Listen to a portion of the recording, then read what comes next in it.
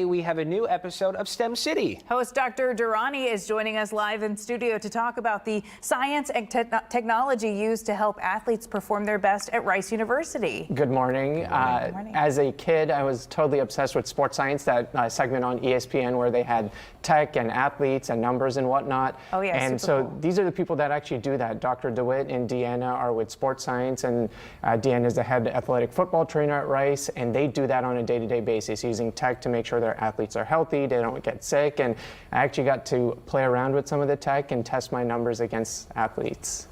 Okay, let's take a look.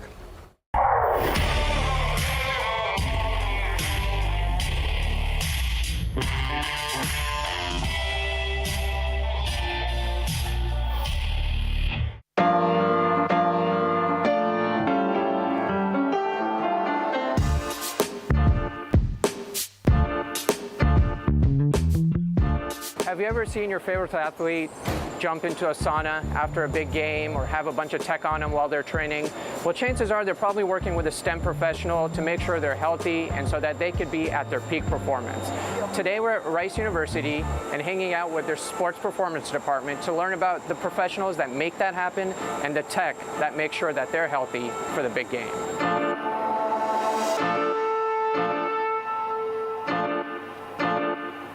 Dr. John DeWitt, so nice to meet you.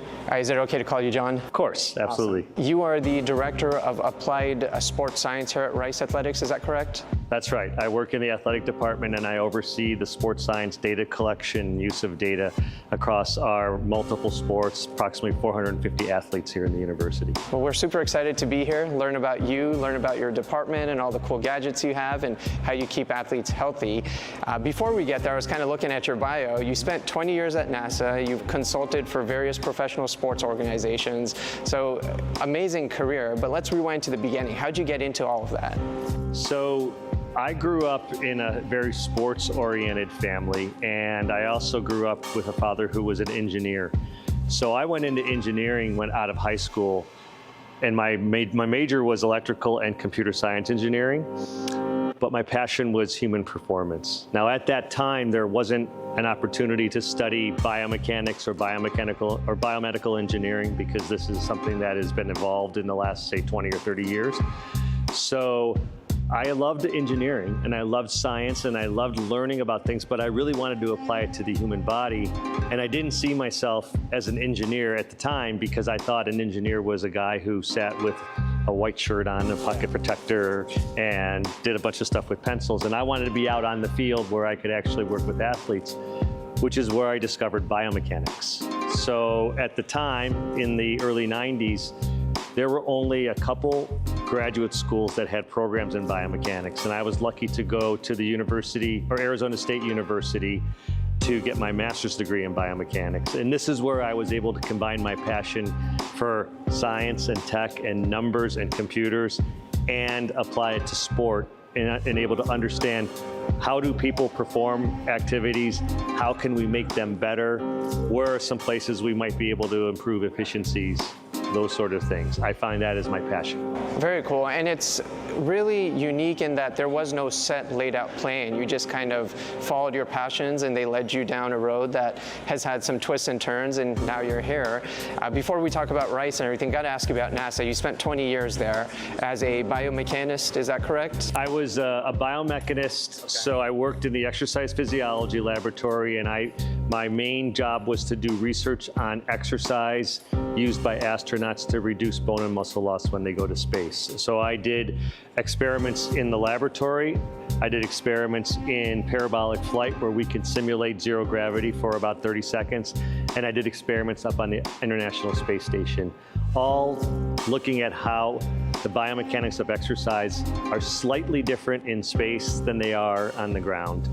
But they're different enough that the result of that exercise changes a bit. So I did that for many, many years, and then I also was a chief project scientist overseeing the design of exercise devices for use in going to the moon and in going to Mars and other long duration trips. Really cool. Well, I know you guys have some really, really cool tools back there. Can we see those, and then we'll continue this conversation? Absolutely.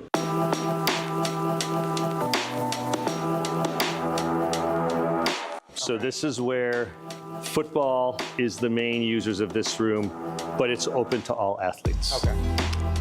They'll come in and do their treatment. They might do rehab. They might do some reconditioning.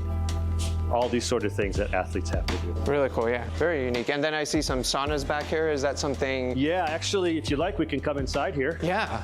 So we have 3 different types of tubs that we can use in order for the players to, the different recovery modes. Yeah. So we have a hot tub and a cold tub. Oftentimes, athletes will come in and they will go in the cold tub for a little bit, and then they'll go in the hot tub for a little bit, maybe 10 minutes. This is called contrasting, and this has been shown to be very good after a workout to allow people to have their muscles rejuvenate, reduce soreness, and those sort of things. So one question I actually have about that is, like currently cold plunges are a trend for home use and things like that. I imagine from your perspective, you use data and science to say, hey, is there actually science to use one thing versus the other? Tell me about that process. What do you look at? Is it trials? Is it research you do on your own? It's a little bit of both. Yeah. We definitely will rely on what's been published, knowing that published research has gone through a peer review process. But oftentimes those published research might be on a group of people who are not reflective of our athlete population. So we'll take those results, adapt them, but we might say, well, we want to do a similar in-house study where we just look at our athletes. And a lot of times the way we'll set this up is we'll have them do some sort of activity that will make them fatigue. Maybe they go out and they run, something that we know what they did. And then maybe we have some do the contrast, some do just the cold, some do just the hot. And then afterwards, we might take some measures from them. It might be their rating of how they feel. It also might be physical measures, having them jump on a force plate or do a strength test. And then we'll look and see if the numbers are different depending on which modality they use. Yeah, and that's what I love about science. The number and the data is, they never lie. Yeah, we want to put evidence to it. Over here is another tub, but this is a little unique.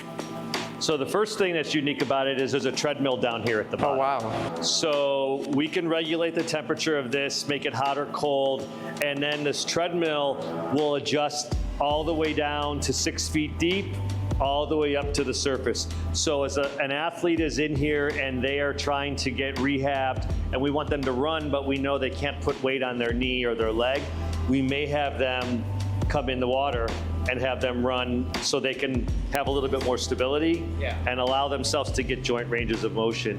We have motion here, we have temperature here, and then we have oxygen here. So all types of, scientific elements helping in the recovery and rehab process. So, Absolutely. yeah, awesome. Thanks for showing us this. All right, let's get you a hydration test. Okay.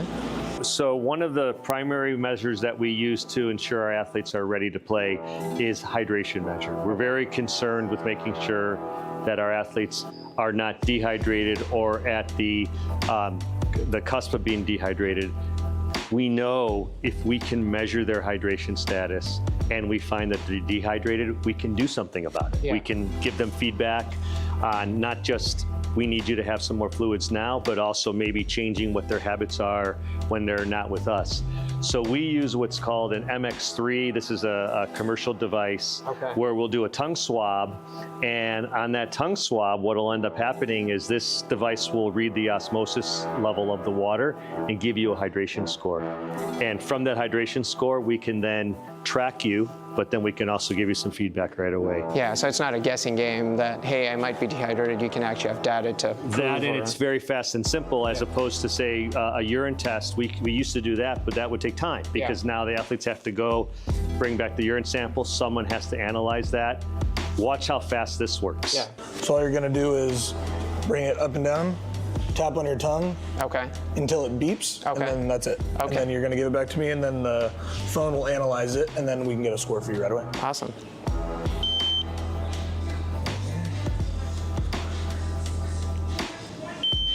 So there you go.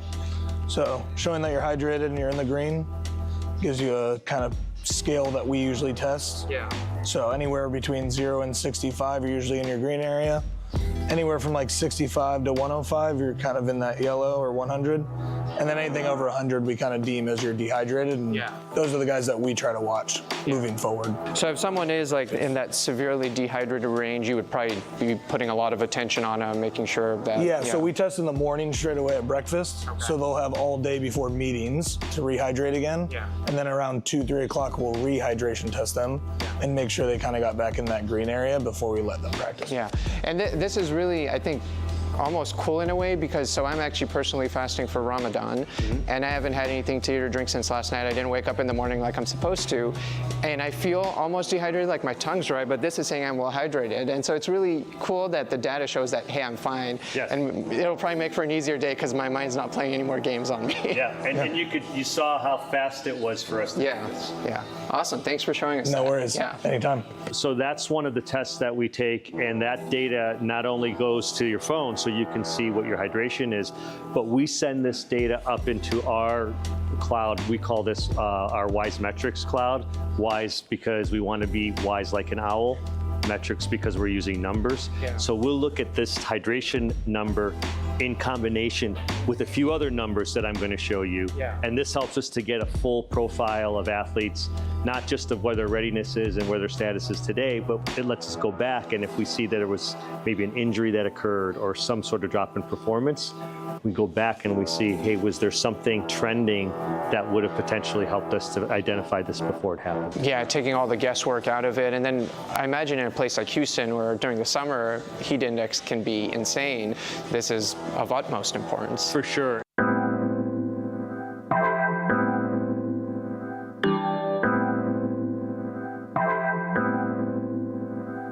This is our main weight room. It's primarily used by football, but other sports will also use this.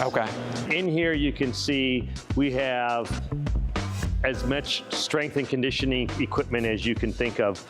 So I'm not going to focus as much on those, but I'm going to show you some of the things that we're using for data collection and how we actually will use this with our athletes. And if you're game, I'm going to put you actually through a test or two. Let's do it. Okay. So one of our primary data collections that we use across all of our athletes is force plates.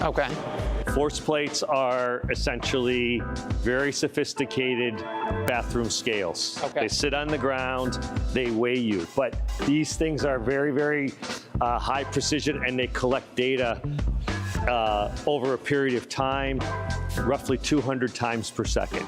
So what we can do, and these are our force plates here, what we can do with these is we can have people do very many different types of activities. Our primary activity is a counter movement jump.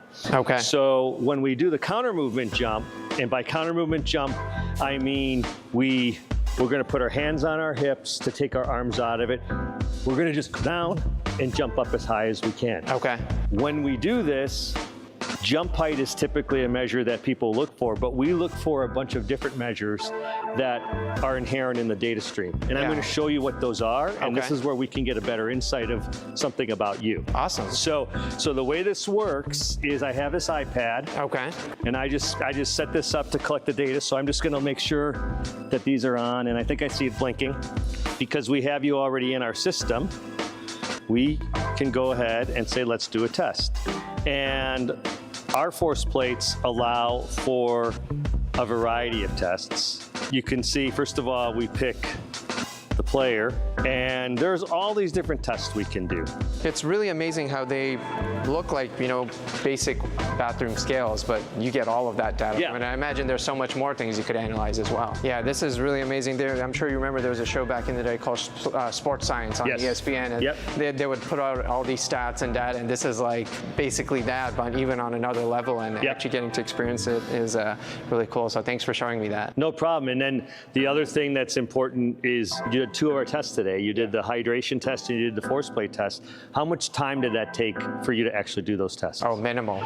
Combined less than 2 minutes for That's total. our goal. Well, I know for a fact that 8th grade me, if I were watching what you just showed me here and today, I would 100% want to go into this field. What would you suggest to that person? What should they do? What should they be curious about, or things they should consider? So for me, you nailed it with the word curious. Curiosity is what drives you first. The second thing is in my area, I've learned you have to be good at doing 2 things. One is understanding science and the fundamentals of how you maybe take numbers, write programs. But the most important thing is understand what those numbers mean and how to explain it to an athlete. Yeah. I think there's a lot of people who get in this area of sports science and they're really good at one or the other, but there's not a lot of people who can bridge both sides. Speak the science jargon, but at the same time break it down into something that a coach or an athlete understands. So learn about the human body, learn about the sports that you're interested in, but also learn about how you can use programming. And right now, learning how to do something in Python, learning how to do something in R, those sort of things, that helps you to take this data and then put it into a format that now makes it easier to explain. Yeah, I couldn't have said it perfect myself. The science and fundamentals matter, the communication matters, you bring them together and you get your amazing job. That's right. Thanks so much for showing us around. I think we're going to chat with one of your other team members, but thanks for having us. All right, thank you so much. Awesome. All right.